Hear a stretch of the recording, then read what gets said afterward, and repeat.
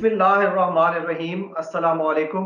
Headquarters 360 के साथ मैं हूं उमर इनाम और मेरे साथ मौजूद है राना अब्दुल शकूर खान साहब, सीनियर एडवोकेट सुप्रीम कोर्ट हैं, साबिक deputy attorney general of Pakistan हैं, कानून के ऊपर खासी गिरफ्त रखते हैं और वजीर आजम इमरान खान साहब की करीबी जो कानूनी टीम है उसका भी हिस्सा है। बहुत शुक्रिया राना साहब आपके वक्त के लिए।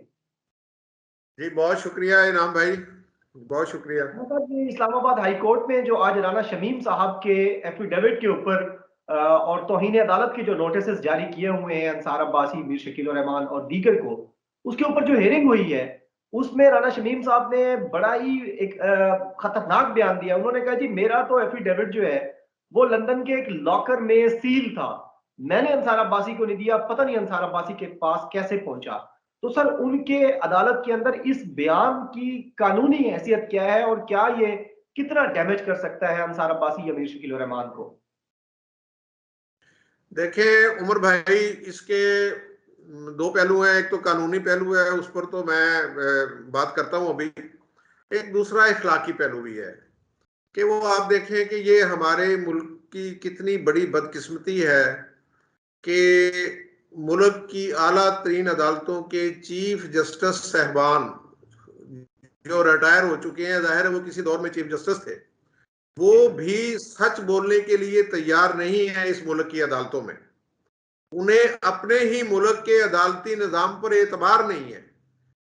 वो इस किस्म की बातें करके अपने ही मुल्क के अदालती निजाम को उलझा रहे हैं और बिलवास्ता तौर पर दुनिया में एक्सपोज कर रहे हैं कि हमारा अदालती निजाम इस किस्म का है कि यहां आके हम जो मर्जी कह दें, कोई फर्क नहीं पड़ेगा।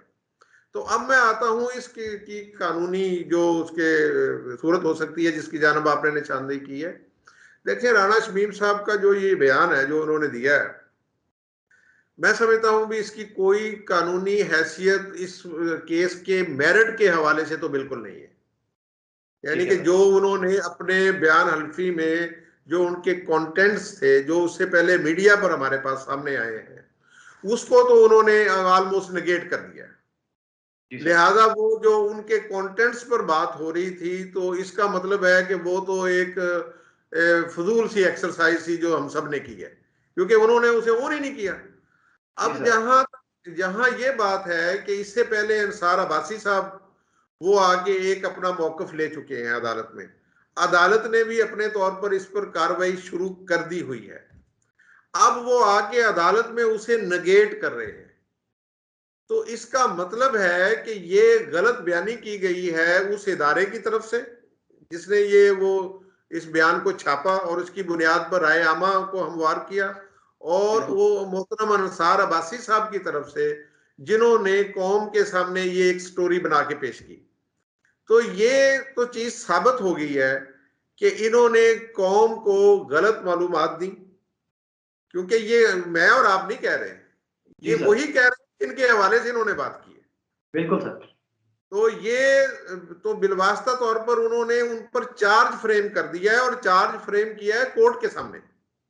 जी सर। तो अब कोर्ट के सामने जब एक गलत बयानी साबित हो जाए और कोर्ट चाहे तो वो कार्रवाई कर सकती है। बिल्कुल सही है राणा साहब। अब अगली पेशी पर उनको हुक्म दिया गया राना शमीम साहब को कि आप जो असली बयान हल्फी है वो लेकर आए।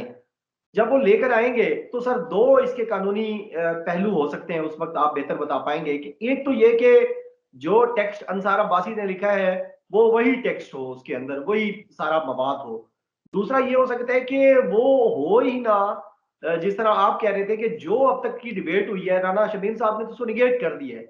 अब जो असली बयान हल्फी आता है अगर उसमें वो टेक्स्ट ही नहीं है जो अंसार अब्बासी ने अपने उसमें लगाया है, तो फिर कितना खतरनाक हो सकता है सर ये इनके लिए?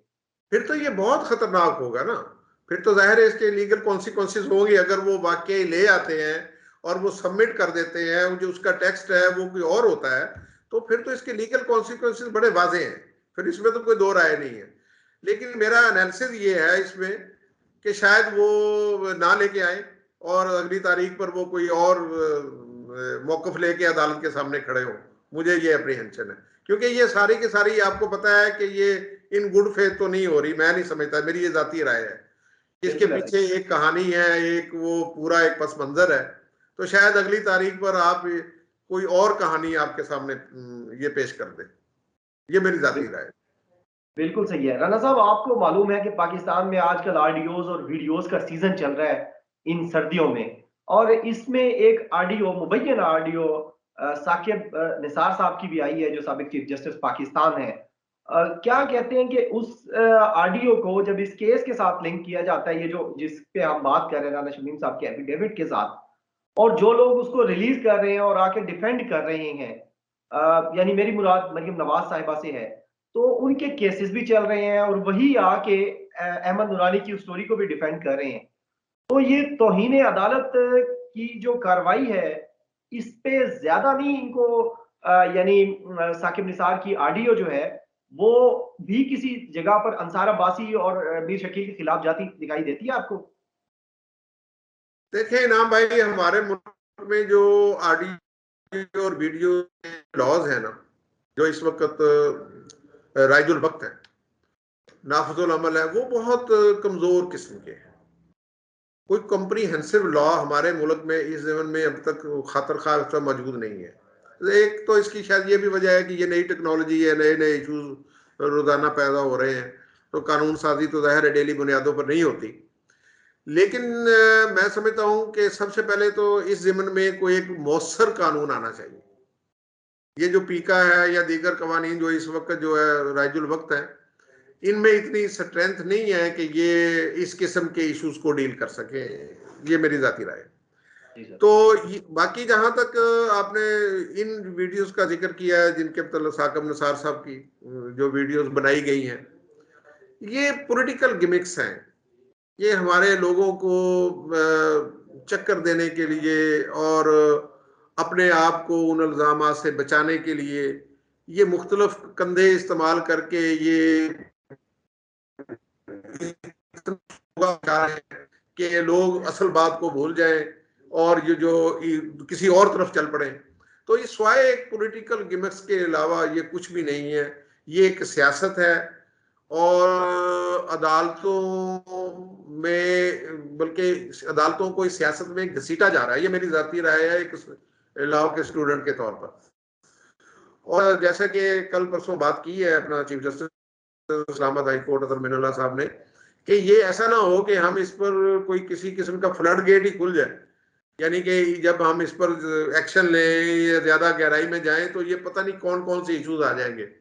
तो इस जीवन में मेरी जाती राय है कि जब तक हम मौसर कानून साजी नहीं करते या इस जीवन में अगर कोई मौसर कानून नहीं बनता, उस वक्त तक अदालतों को एतराज करना चाहिए इन किस्म के सियासी मामलात में। ये सियासतदान अदालतों को उलझा के अपना उल्लू सीधा करना चाह रहे हैं, तो अदालतों को अवॉइड करना चाहिए इस किस्म के मामलात में पढ़ने के लिए। ये मेरी जाती राय है। इस कानून में इतनी जान नहीं है कि वो इनको अकाउंटेबल कर सके, इनको सजा दे सके, जिस तरफ आपने निशानदेही की है। इसमें बेशुमार लकूने हैं। यहाँ ये इस कानून के मुताबिक जो है वो जो कल्प्रिट्स हैं जिन्होंने ये तैयार की हैं, शायद हम उन्हें सजा ना दे सके। ये मेरी जाती राय है। जी नाजरीन, राना अब्दुल शकूर साहब की कानूनी नुकात पर गुफ्तगू आपने सुनी। उम्मीद है आपको आज का हेडक्वार्टर्स 360 का ये प्रोग्राम पसंद आया होगा। अपनी राय का इजहार ज़रूर किया करें, उससे हमें बेहतरी लाने में मदद मिलती है। आपका बहुत शुक्रिया। अल्लाह हाफिज़। पाकिस्तान जिंदाबाद।